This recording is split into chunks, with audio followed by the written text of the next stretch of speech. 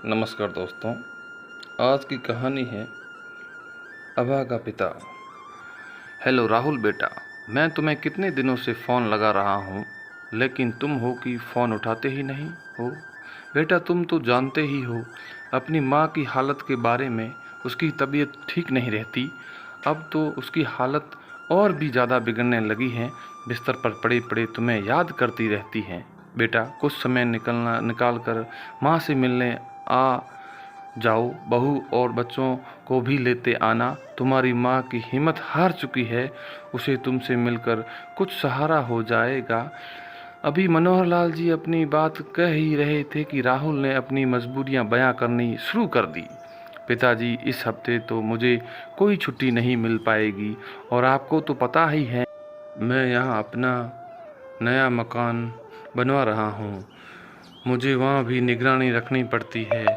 यहाँ पर मेरा रहना बहुत ज़रूरी है। मेरा आपसे के पास आना थोड़ा मुश्किल है। आप माँ की देखभाल करने के लिए एक नौकरानी रख लो। बेटे का स्पष्ट सा जवाब पाकर मनोहरलाल जी के चेहरे पर चिंता की रेखाएं और निराशा के भाव उफान मारने लगे। इसकी आंखों आंसुओं से भर उठी। सोचने लगे, नौकरानी तो मैं रख लो सकता हूँ, रुपये पैसे की कमी तो मेरे पास नहीं है, लेकिन ये आजकल के बच्चों को कौन समझाए कि उनके माँ बाप को किसी पराये से ज़्यादा अपने की ज़रूरत है। दिन प्रतिदिन कैंसर से पीड़ित शारदा जी की तबीयत बद से बेहतर होती जा रही थी, और मनोहरलाल जी ने के दिल के किसी कोने में एक अनजाना सा डर पनपने लगा था। बीमारी पत्नी की देखरेख के लिए वे सारा दिन उसके पलंग के पास बैठे ही रहते थे। कभी कभी तो शारदा जी पूछ बैठती, क्यों जी, आपने राहुल को फ़ोन करके मेरी तबीयत के बारे में नहीं बताया क्या? ऐसे कौन सा काम आ गया जो अपनी माँ से बढ़कर हो गया उसके लिए? सुनिए जी, अगर हमारे बेटे को छुट्टी नहीं मिल पा रही है तो हम ही उनके घर चल जाते हैं कुछ दिनों के लिए। बहुत दिल कर रहा है अपने बच्चों से मिलने के लिए जी। मनोहर लाल जी ने फीकी मुस्कुराहट देकर झूठी तसल्ली देते हुए लगते हैं कि कहते हैं कि तुम्हारे लाडले ने यहाँ आने के लिए पूरे हफ्ते की छुट्टी ले के लिए अप्लाई किया हुआ है, इसीलिए आने के लिए कुछ समय लग रहा है।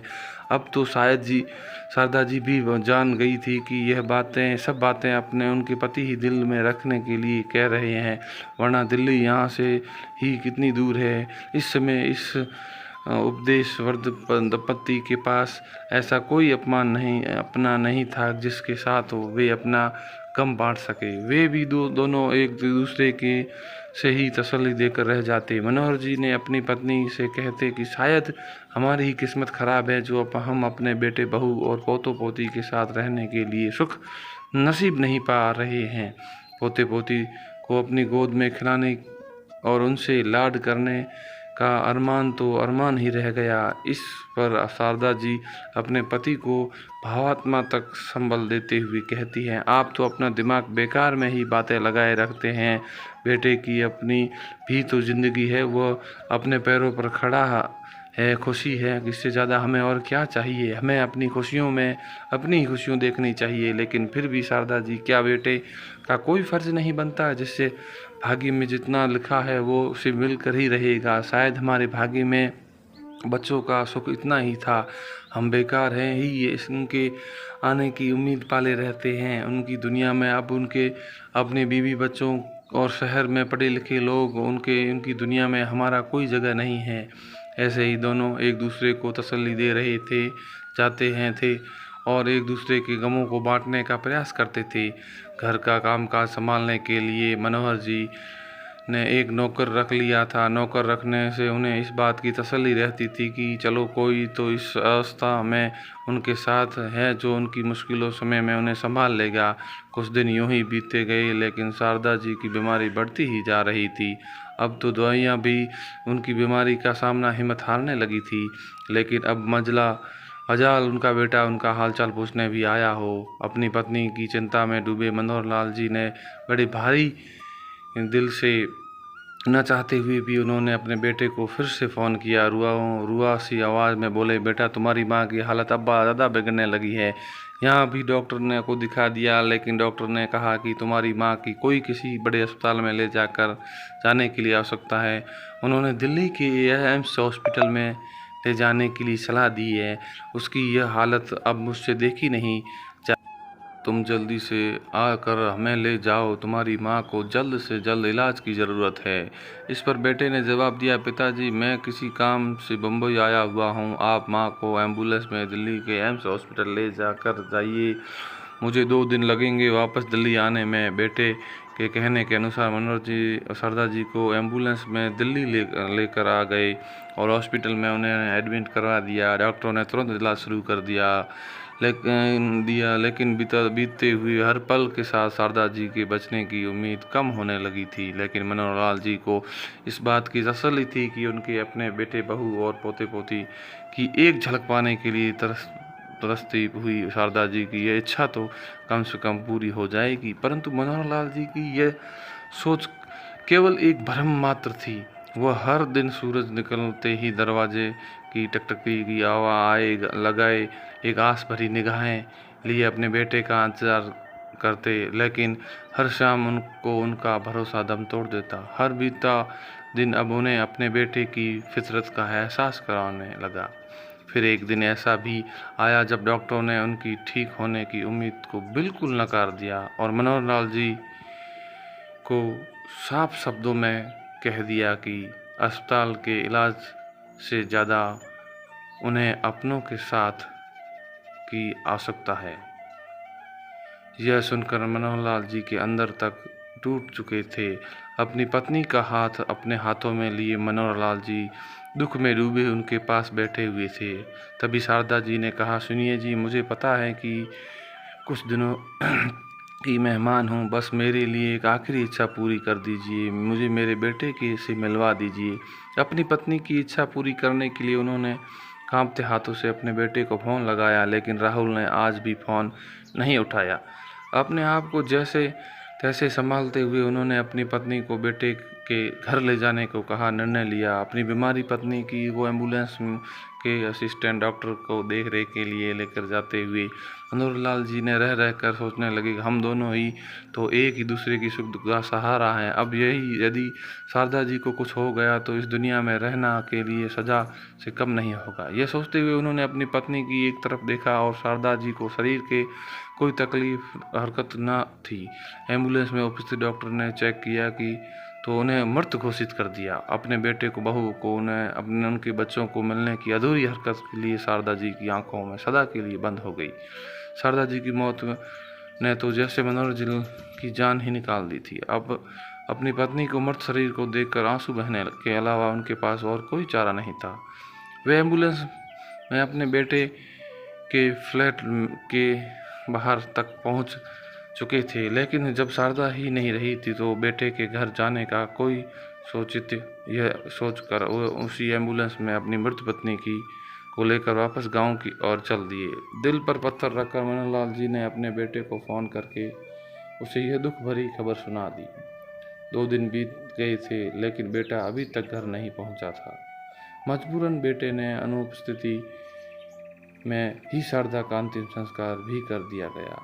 अपने घर के बरामदे में बैठे हुए मनोहर लाल जी बार बार यही सोचकर दुखी हो रहे थे कि शारदा जी के बिना अब आगे की ज़िंदगी वो कैसे काटेंगे। शारदा थी तो कम से कम उन किसी अपने के होने का एहसास तो रहता था, वरना बेटे होते हुए भी वे बेसहारा ही थे। उनके मन में बार बार ये प्रश्न रह कर उठ रहे थे कि यदि बुढ़ापे में किसी दर्द का नाम है तो यह तो क्यों आता है, क्योंकि बच्चों किस उम्र में अपने माँ बाप को इतनी दूरी बना लेते हैं कि उन्हें कष्ट भोगने के लिए अकेला छोड़ देते हैं।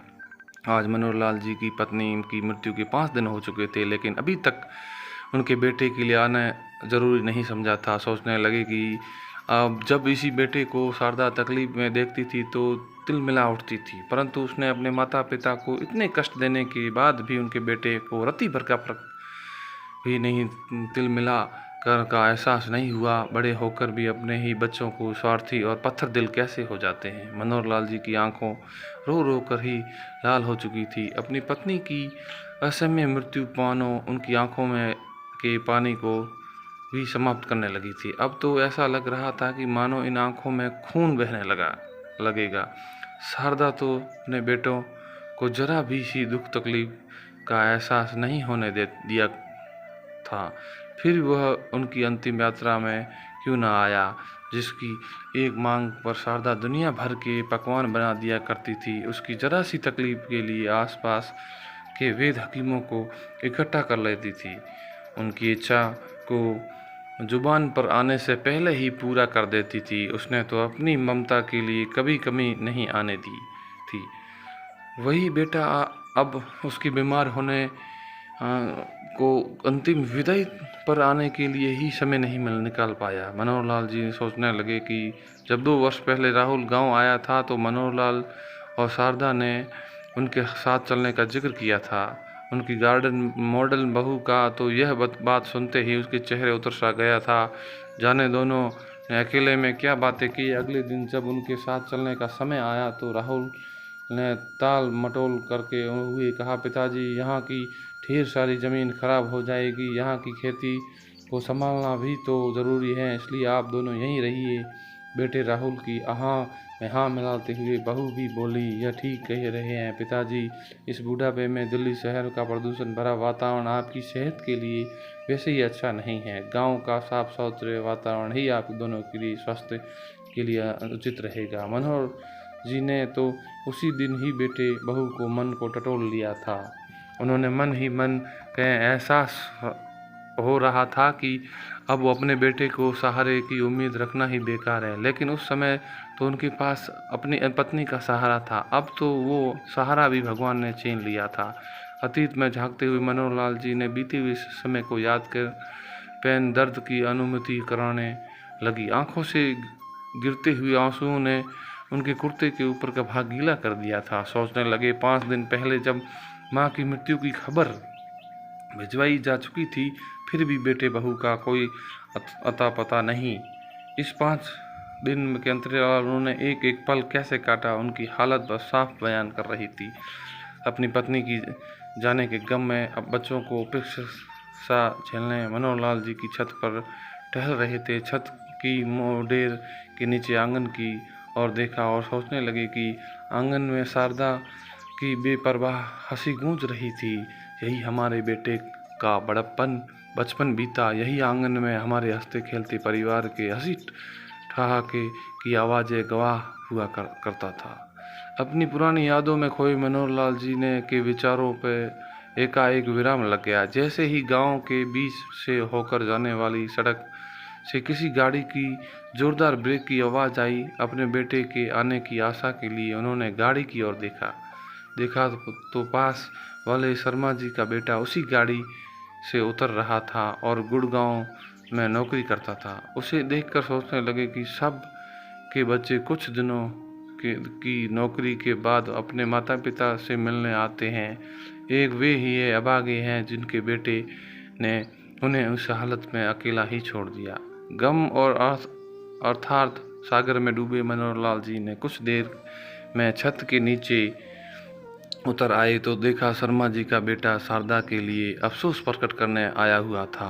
अब तो मनोहर लाल जी को अपनी परवरिश पर भी घिन आने लगी थी। बाहर निकल कर अपने बेटे के आने की आस से एक बार फिर सड़क पर मुआयना करने निकले तो देखा दूर दूर तक सन्नाटा पसरा हुआ था और फिर वो अंदर फिर से कांपती हुई टांगों के साथ अंदर आ गए। अपनी माँ की 13वीं पर जब राहुल अपनी पत्नी और बच्चों के साथ गांव पहुंचा तो गांव में चारों ओर और आश्चर्यचकित कर देने वाला सन्नाटा पसरा हुआ था। गांव की गलियां, चौराहे, लोग हलचल पहल रहती थी। वहाँ सुनसान पड़ी थी। कहीं बच्चों को खेलने की नज़र नहीं आ रहे थे। जहाँ कहीं 1-2 गांव वाले नज़र आए तो भी उनकी नज़रें उसे देख रही थी जैसे ही कोई अपराध कर हो जिन्होंने बहुत बड़ा गुनाह किया हो। जैसे ही लोग गांव पर पहुँचे तो देखा कि घर के आंगन के लोग भीड़ जुटी हुई थी। आगे बढ़ा तो सारे गांव वाले हैरानी भरी नज़रों से अपराध बोझ कर करा रही थी। अंदर जाकर देखा तो आंगन में उसके पिता को फर्श पर लिटाया जा रहा था और उन पे सफ़ेद चादर कफन चढ़ाया जा रहा था।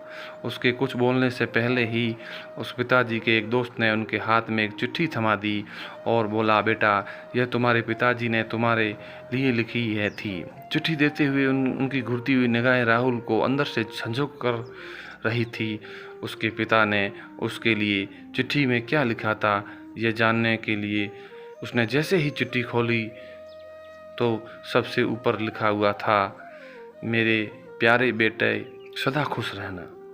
मुझे नहीं मालूम कि तुम मिलने के लिए मैं ज़िंदा बचूंगा या नहीं, और वैसे भी जान तो मेरी उसी दिन निकल गई थी जिस दिन तुम्हारी माँ को, जो हर सुख दुख में मेरा सहारा थी, मुझे छोड़कर गई थी। लेकिन तुम मेरे इकलौते बेटे हो।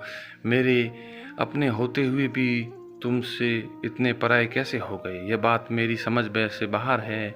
तुम्हारी माँ, जिन्होंने तुम्हें पाल पोस कर बड़ा किया था, तुम्हारी एक झलक पाने के लिए भी अंतिम सांस तक तुम्हारा इंतज़ार करती रही, लेकिन तुम ना आए। अपना मकान और अपनी नौकरी तुम्हें इतनी अपनी माँ से भी ज़्यादा ज़रूरी लग रही थी। अपनी बीमारी की हालचाल, माँ का हालचाल पूछना भी तो बहुत दूर की बात थी कि तुम अंतिम संस्कार तक नहीं पहुँच पाए। तुमने कहने भर को तो हमें दादा दादी बना दिया था, लेकिन कभी भी हमारे पोते पोती के लिए गोद खिलौने के लिए एक मौका तक न दिया। शायद यही भाग्य का कसूर था कि या फिर हमारे द्वारा किए गए संस्कारों का दोष था, जो तुम्हारे चेहरे पर ग्रामित लकीरों के लिए पड़ा न पाए। हमने दिल को उभरने के दुख भाव को समझ ना पाए। पत्र में लिखते पढ़ते पढ़ते राहुल के बीच रुक गए। पत्र में कुछ शब्द फीके हो चुके थे, शायद पिताजी की आंसुओं ने उन्हें धुंधला कर दिया था। फिर राहुल ने पत्र पढ़ना शुरू किया। बेटा, मेरी भगवान से प्रार्थना है कि जो दुख हमें इस अवस्था में झेलना पड़ा, ऐसे दुख भगवान किसी और को, माता पिता को ना दिखाएं। लेकिन हमारे समाज में आजकल बुजुर्गों की स्थिति को देखते हुए मैंने महसूस किया कि मेरे लिए जैसे ही बूढ़े माता पिता, जैसे ही तुम्हें ऐसी औलाद के कारण नरक से भी बेहतर ज़िंदगी जीनी पड़ रही है। इसलिए मुझे माफ़ करना, क्योंकि मैंने अपनी सारी ज़मीन और यह मकान वृद्धाश्रम को दान कर दिया। लेकिन मेरी ये दिल से इच्छा है कि जैसे तुमने हमारे साथ किया वैसे तुम्हारे साथ ना हो। अपने जीवन के अंतिम समय में मैंने बहुत कष्ट में गुजारा था। आज मैं अपने जीवन का सबसे बड़ा निर्णय लेने जा रहा तो हूँ। मैं तुमसे अपने शरीर को मुखाग्नि देने की आखिरी चिंता हूँ। चिट्ठी पढ़ते हुए राहुल ने हाथ की और आवाज़ कांपने लगी थी, लेकिन फिर भी उसने पढ़ना जारी रखा। पत्र में आगे लिखा था, वैसे ही असीम दुखों को झेलते हुए चल तो मैं बहुत पहले ही चुका था। यह शरीर तो केवल दिखावा मात्र है। बेटा, तुम अपनी माँ की तो अंतिम इच्छा पूरी न कर पाए, लेकिन मैं चाहता हूँ कि तुम मेरी इन इच्छाओं का सम्मान करके हुए मेरे मर्त शरीर को किसी अस्पताल में दान कर दो, ताकि यह नश्वर शरीर किसी ज़रूरतमंद के काम आ जाए। हो सके तो मुझे माफ़ करना। पत्र को पढ़ लिख कर राहुल के चेहरे पर असीम दुख के भाव तैरने लगे। यह अपने घुटनों के बल बैठकर जोर जोर से रोने लगा, लेकिन अब इस पछतावे के लिए बहुत देर हो चुकी थी। बाहर से एम्बुलेंस की आवाज़ आई और उसके पिता के लिए मृत शरीर को उठाकर ले जाया जाने लगा। एक एक करके सभी रिश्तेदार और गांव वाले वापस चले गए। धन्यवाद। कहानी कैसी लगी ज़रूर बताएं।